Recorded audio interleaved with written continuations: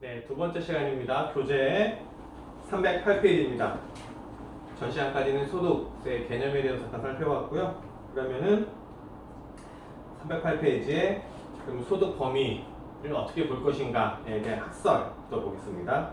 학설은 두 가지예요. 원천설과 순자산 증거설인데, 원천설은 뭐냐면은 교재 두 번째 줄에 보시면 일정한 소득 원천에서 주기적 반복적으로 얻는 수익에 대해서만 소득으로 보고 과세하겠다.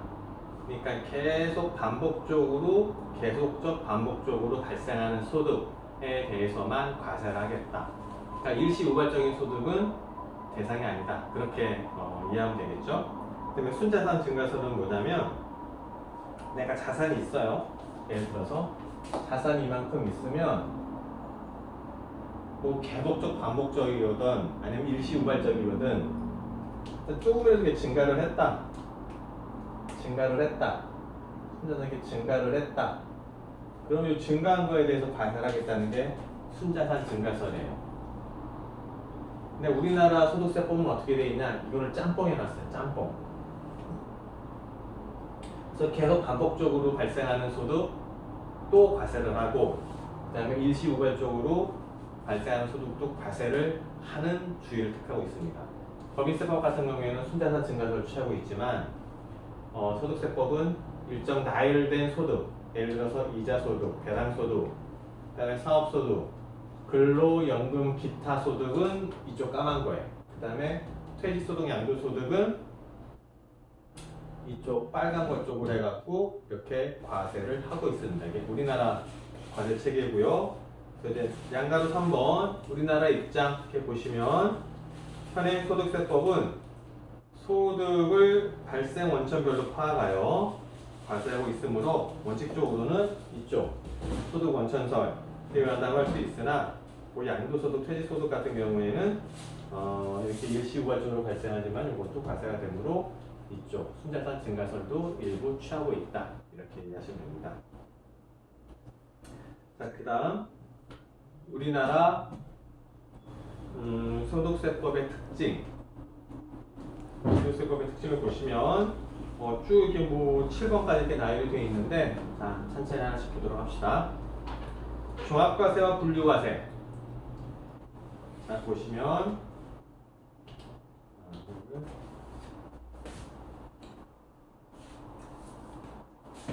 이자소득, 배당소득, 그 다음에 사업소득, 근로소득, 연금소득, 기타소득을 소득의 귀속자별로 특정 개인별로 합산하여 종합과세하며, 이걸 종합과세제거든요.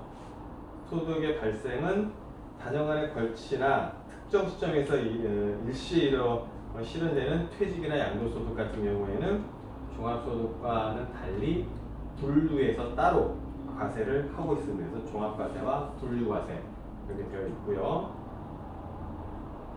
그 다음에 열거주의 과세 방식.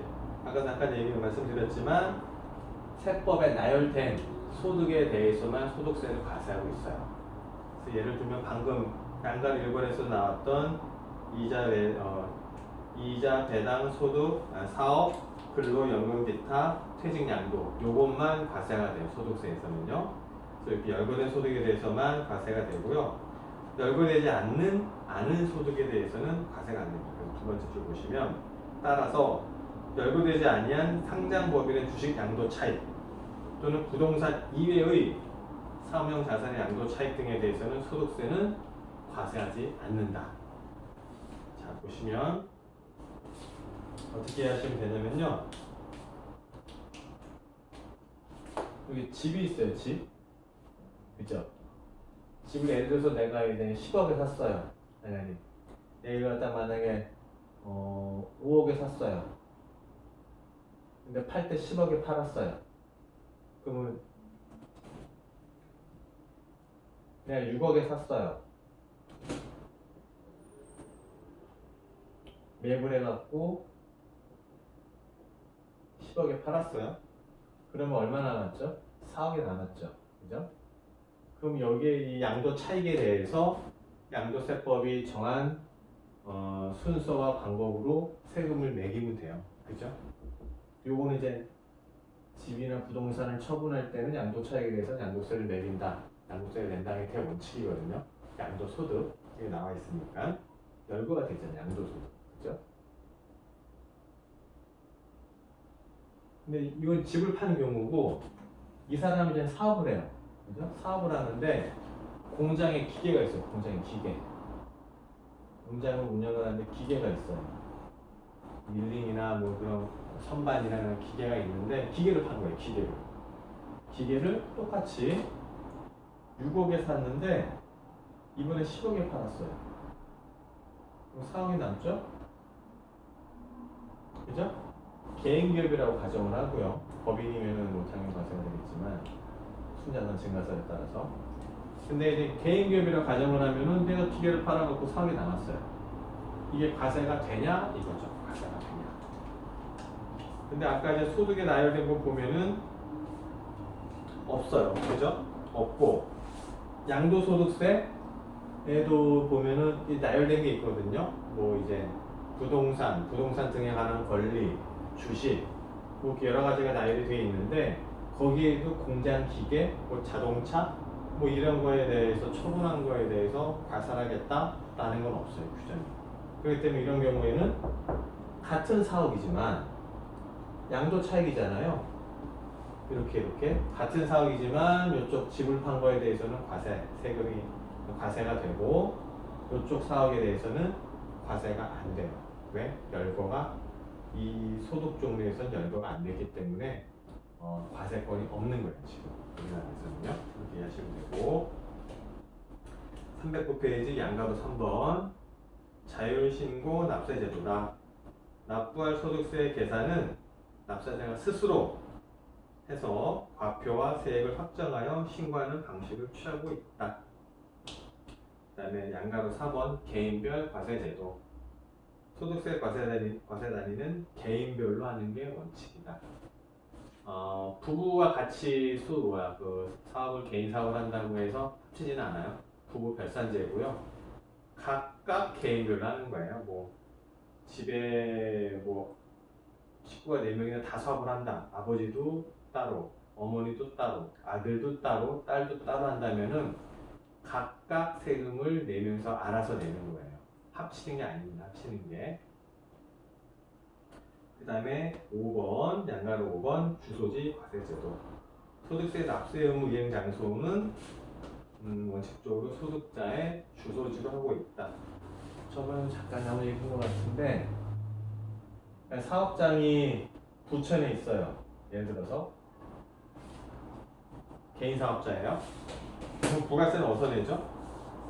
부천 소재지 관할세무서에서 내겠죠. 근데 이 사람이 저기 서울에 살아요. 그러면 소득세는 어디서 내요? 서울 소재지 주소 소재지 관할세무서에 내는 거예요. 사업장은 그쪽, 소득세는 이쪽. 그러니까 소득세는 주소지, 소득세 납세의 주소지 기준입니다. 주소지. 그다음에 양가로 6번 인적공제제도. 개별 사정을 고려한 ứng 과세를 위해서 종합소득 공제제도를 도입하고 있습니다. 인적공제제도 보면 소득공제제도를 보면은 뭐 인적공제와 특별공제가 있는데 이거는 뭐 연말정산, 소득세 연말정산, 근로자의 근로소득 연말정산 그쪽 파트가 좀 자세히 나오거든요. 그때 좀 잠깐 또 설명드리도록 하겠습니다. 그 다음에 양가로 7번 일정한 과세기간. 거주자인 경우 일반적인 경우에는 평균 연도하고 일치해요. 1월 1일부터 12월 31일까지 소득활동에 대해서 그 다음에 언제? 5월 31일까지 신고 납부를 하고요.